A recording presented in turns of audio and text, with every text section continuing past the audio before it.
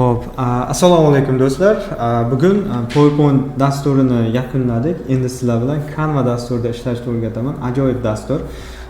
Chunki foydalanishga ham qulay, ham kompyuterda ishlashingiz uchun zo'r. Ya'ni bizlar oldin mana bu yerda prezentatsiyalar qilgan bo'lsak, endi buni internet sayt orqali amalga oshiramiz. Buning uchun sizda Google dasturi yoki Microsoft Edge yoki Yandexga o'xshagan o'sha dastur kerak, ya'ni qidiruv tizimiga kirishingiz kerak. Masalan, men Google dan foydalanaman va bu yerda o'zimda akkauntlarim bor. Xohlasangiz, agar sizda akkauntingiz ulangan bo'lsa, bu yerdan kirishingiz mumkin. Agar akkauntingiz ulanmagan bo'lsa, uni da'vat qilib ham kirishingiz mumkin. Masalan, mehmon, ya'ni ghost rejimdagi akkaunt. Bu yerga bitta nima qilamiz? Demak, ghost deb yozib qo'yamiz. Mana mehmon akkauntdan kirdik. Bu yerga qaysi dastur kerak edi bizga? Canva dasturi mana. Canva degan dastur bu professional deb bo'lmaydi, lekin juda ko'p dasturlardan foydalansangiz bo'ladi va sizga juda foydasi tegan dastur.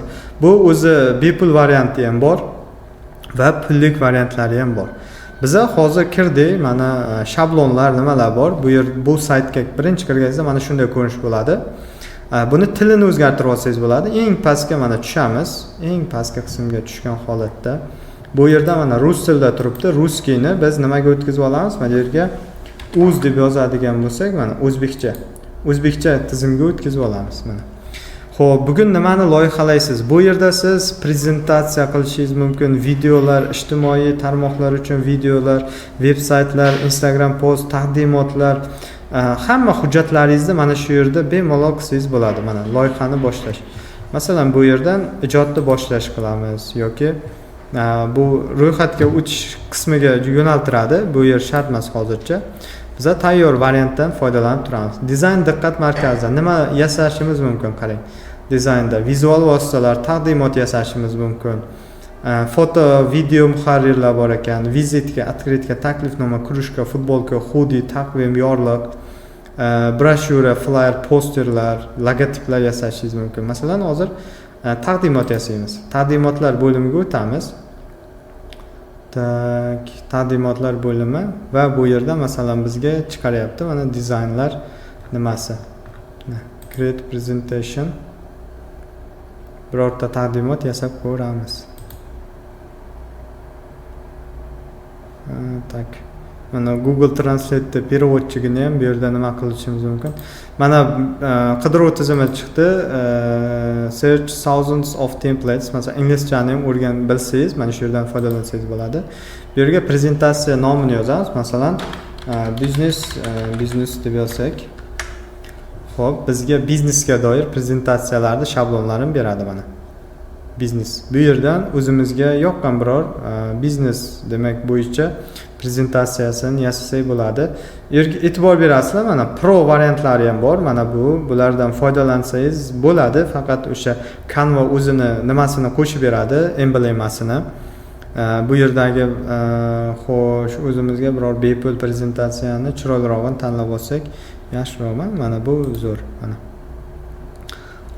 customize this template, ya'ni o'sha templatedan foydalanishni aytyapti. Mana shunga o'xshash yanada boshqa templatelar ham qilib bermoqchi. Mana bu yerdan foydalanib olsak bo'ladi. Masalan, mana bu ham yaxshi variant ekan. Mana shu templateni moslashtiramiz, mana olamiz. Tak, continue, answer and way. Tak, bu ro'yxatdan o'tish deyapti. Tak, hozircha ro'yxatdan bizga bepul variantrog'i kerak.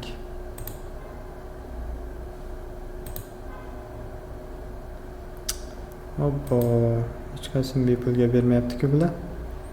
Tak, create your own.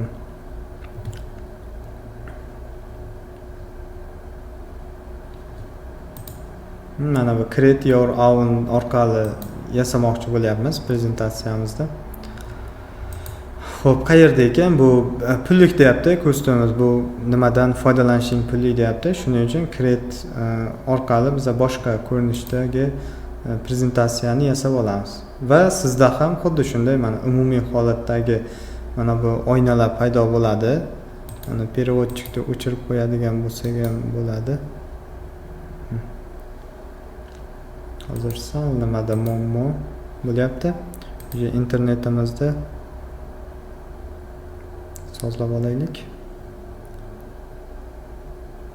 Tak, xo'sh.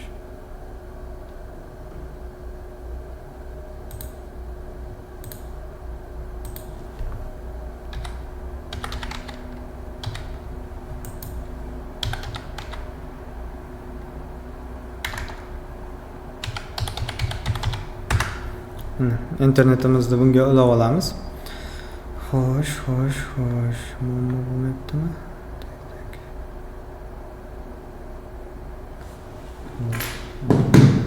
Qo'yaylik.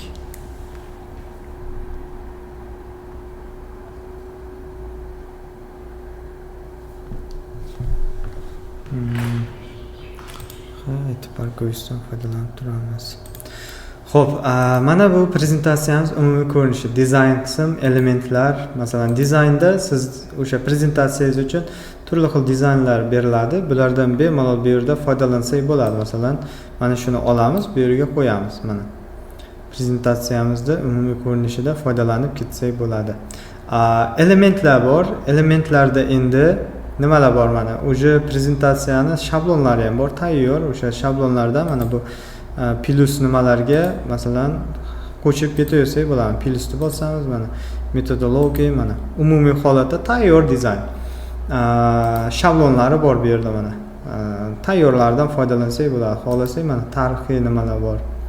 Bularda ham bemalol mana shu prezentatsiyani o'rnida foydalanib ketsak bo'ladi. Ya'ni chiroyli ko'rinishdagi prezentatsiyalarda albatta bu yerda ishlatsak bo'ladi.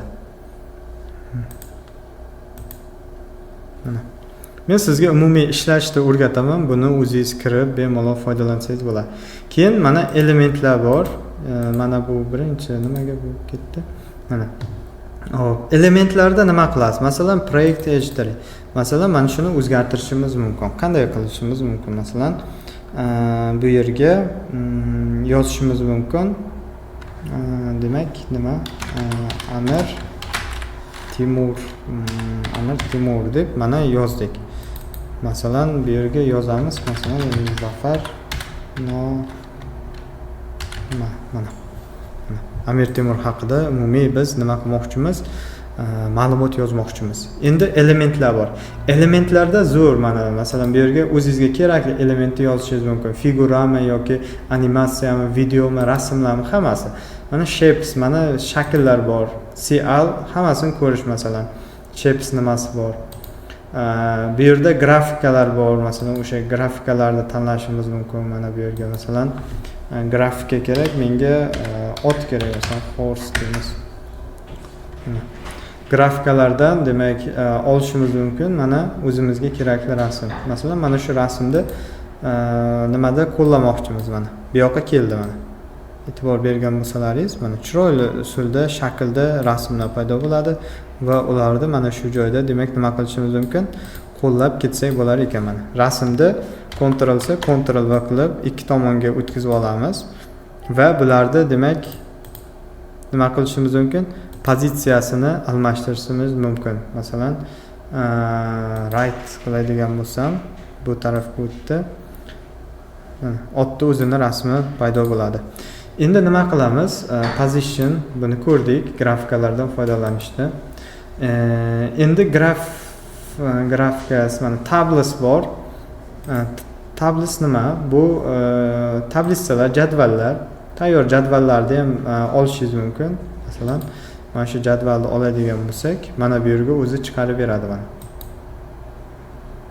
Jadval.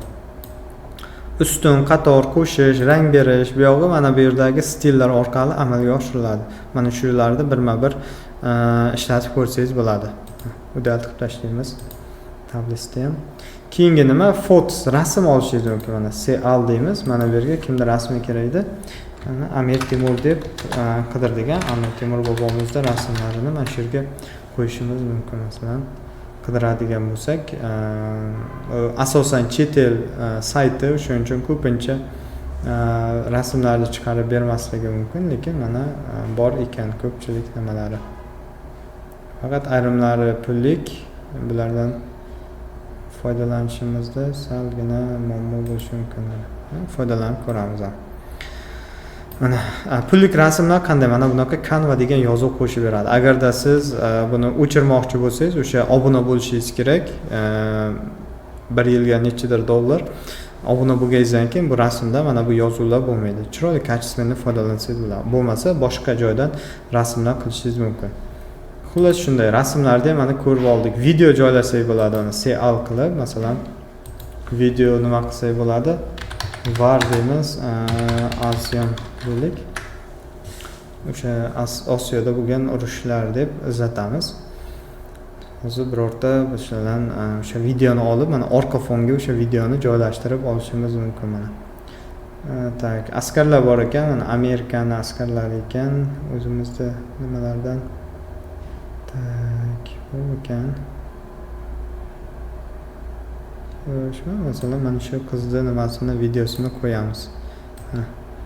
Kichraytirib, mana chiroyli ko'rinishda buni videosini jamlab qo'ysak bo'ladi. Xohlasak mana shu qizni videosini mana bu rasm bilan ishlab ko'rlaysiz. Videoni orqa fonga qo'ysangiz bo'ladi. Qanday? Sichqonchani o'ng tugmasini bossalaringiz mana set videos as background yoki orqa fonga joylashtirish mana. Bu videoni ozgina demak nima qilamiz? Mana transparency bor, ya'ni shaffoflik deydi. Mana rang oqroq bo'lib joylashyapti. O'sha rangini demak nima qilamiz? Qora rangga o'zgartiramiz mana. Va tekst mana elementlardan tekst olamiz. Birorta tekst variantni bu yerga qo'yishingiz mumkin. Mana o'zingiz uchun demak chiroyli video yasasangiz bo'ladi mana. Faqat mana bu nimani rangini, text colorini masalan nima qilishimiz kerak? Oq rangga nima qilsak?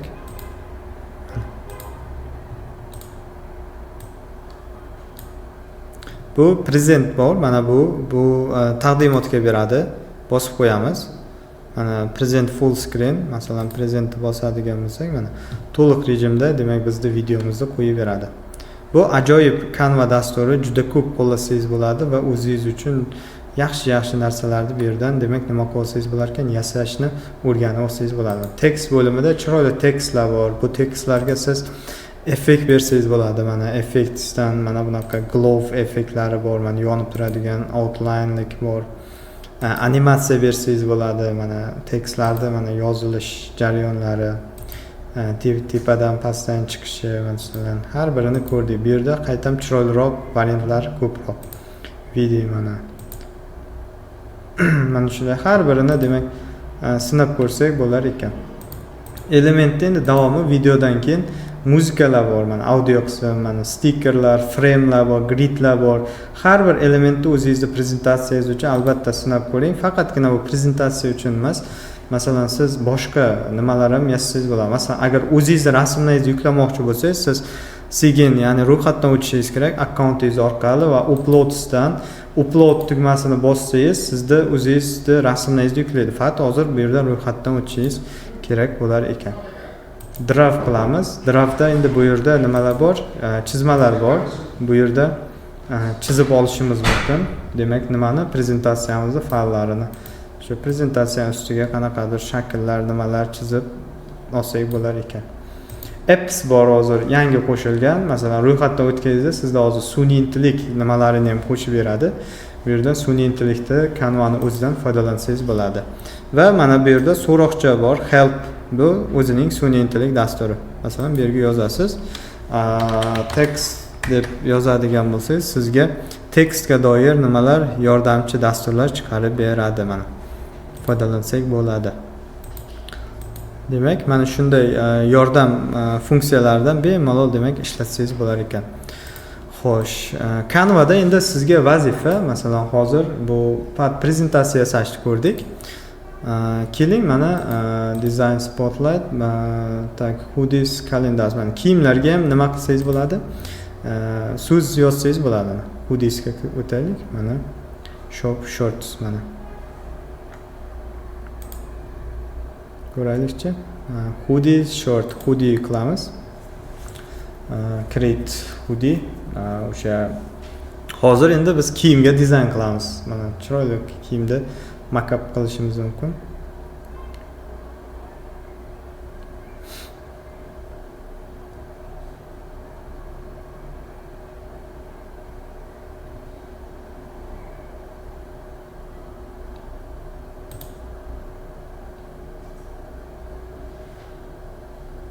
Mana bunaqa shakllar bor. Masalan, shu shakllardan demak o'zingizning nimangizga futbolkangiz uchun demak nima matnlar yozib olsangiz bo'ladi.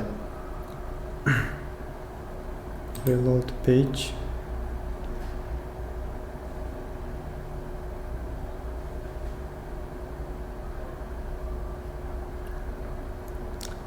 Page qaytadan yuklab beryapti menga.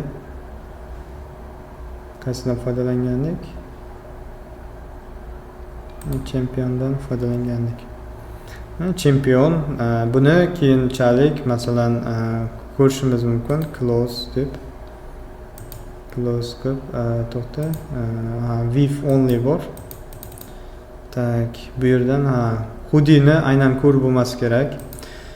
Nima uchun bu siz vazifa qilib qoldiraman sizga, ya'ni akkaunt ulaysiz. O'zingiz Google akkauntingizda ulaysiz va o'sha Google akkaunt orqali bu yerdan foydalansangiz bo'ladi hoodie nimalardan. Ya'ni mana shu yerdagi har bir bo'limda kirib foydalanib chiqishda vazifa bo'lib qoladi. Demak, Canva dasturi mana shu qisqagina umumiy holatda demak o'rganishingiz uchun kerak bo'ladigan asosiy elementlarni ko'rib chiqdik. Aytmoqchi, saqlash bor. Keyin mana bu yerda masalan bu faylimizni saqlab qo'ysak bo'ladi. Qanday saqlaysiz? Mana present bu taqdimotga beradi. Share degan qism bor. Mana shu belgisi bor. Bu yerga kiramiz. Mana share'ni bossak, mana bunday bo'lim chiqadi. Buni linkini kimgadir jo'natsangiz bo'ladi. Uni o'zgartiradigan qilib jo'natsangiz bo'ladi. Bu qulflangan, ya'ni hech kim o'zgartira olmaydi, faqat ko'ra olishadi. Bunisi esa o'sha linkdagi hamma odam mana shu nimani o'zgartira oladi. Keyingi qism download. Bu yuklab olish mana. PDF holati, PPTX, ya'ni o'sha prezentatsiya fayl formati, JPEG, GIF formatda yuklab olsangiz bo'ladi. MP4 video formatda hozir prezentatsiya formatini bosaman.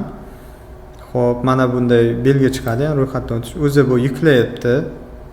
Demak, qanday yuklashi? Hozir PDF formatda bosaylikchi. Mana bu yerda yuklash jarayoni ketmoqda mana. Tak, mana bu yuklash tugmachasi bor mana shu yerda. Mana yuklash jarayoni ketmoqda. Bu yuklab olgandan keyin fayllaringiz qayerga tushadi? Albatta Etude Computer загрузка bo'limiga. Click here ham bosasiz yoki mana bu yerda mana yana qayta yuklab beryapti. Demak, hozir buni yuklab olsin, qarab ko'ramiz endi. Ikkita yuklab oldi, bittasi shart emas. Bittasi yuklayversin.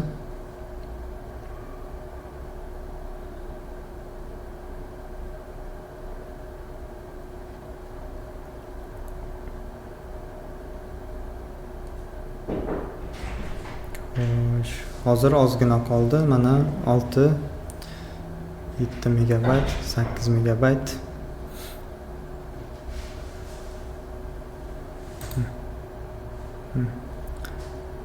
O'zimizni dizaynda mana prezentatsiyani PDF holatida qilishimiz mumkin. So'zlari, nimalarni o'zingiz bemalol o'zgartira olasiz buni. Demak, bu Canva dasturida imkoniyatlar juda ko'p. Foydalansangiz bu odatiy masalan prezentatsiya nimalarda masalan Photoshop variantlarida oson sizga o'rgatadi, ya'ni osongina rasmlaringizni, videolaringizni tahrirlab olsalaringiz bo'ladi. Bundan ko'proq foydalanib o'zingizga videolar yasaysiz, flyerlar yasaysiz, postlar yasaysiz, videolarni tahrirlab, muzikalar bilan ishlab buni ko'proq foydalanish kerak, ya'ni o'rganib olishligingiz uchun. Bo'lsa umumiy holatda qisqagina mana shu Canva dasturi haqida demak darsimiz bo'ldi.